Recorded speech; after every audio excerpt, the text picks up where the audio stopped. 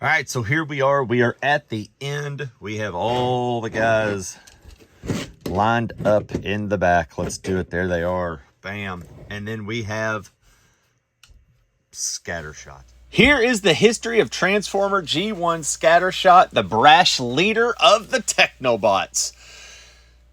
Scattershot is the strong leader of the Technobots that makes Computron. Brash, bold, and never afraid to get his hands dirty, Scattershot is the heart of Computron. Scattershot debuted in 1987 as the leader of the Autobot Technobot, a team created by Grimlock when he was temporarily became a genius thanks to Vector Sigma. Scattershot transforms into a massive Cybertronian spaceship with heavy cannons, a fitting mode for a character who thrives on brute force. His personality is just as heavy-handed as his weapons. Scattershot is loud, brash, and not exactly subtle. He's the kind of leader who prefers blasting his way through the problems instead of carefully planning.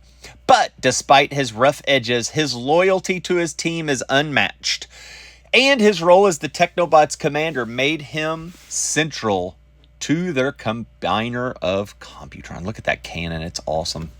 In the G1 cartoon, Scattershot debuted in Season 3, episode Grimlock's New Brain, alongside his fellow Technobots. He quickly established himself as the team's leader, directing them into the first battle against the Terracons. Scattershot was portrayed as a straightforward, no-nonsense warrior who didn't mind throwing himself headlong into danger. He formed the torso and the head of Computron, giving the combiner both his physical strength and a voice of leadership.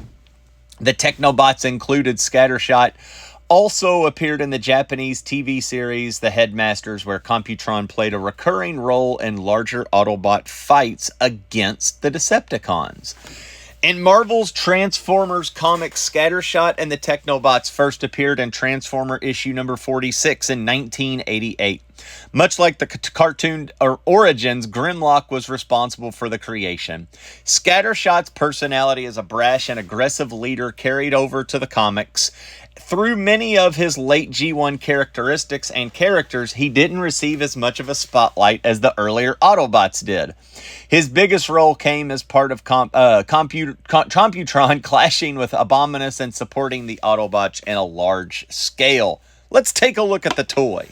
So Scattershot holds a very dear place in my heart. Not only is he my favorite Technobot, he is in the mix of my favorite Transformers.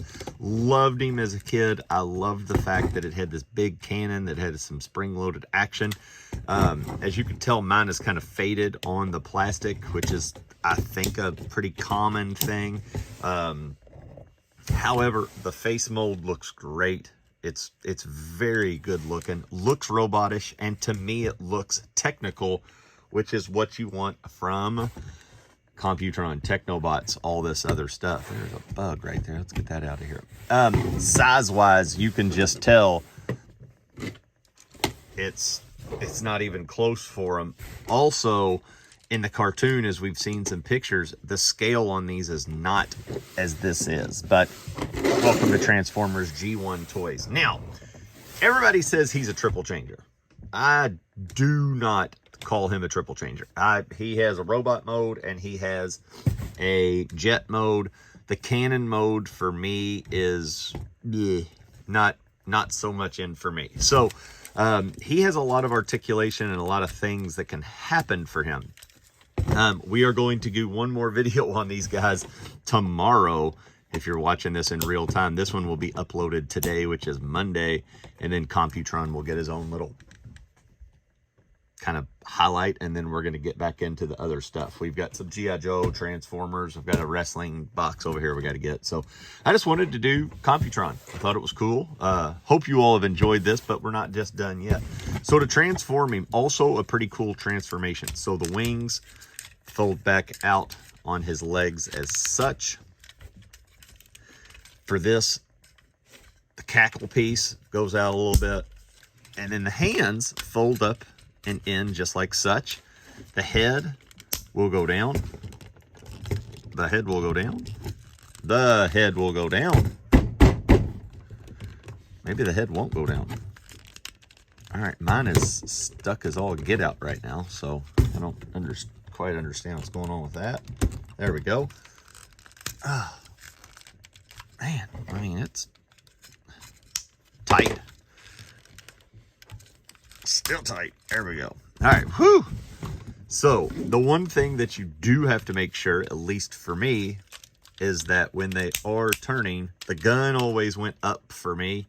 I don't know how it is for you, but that was just a thing for me. And then there it is, kind of Canon-ish mode there.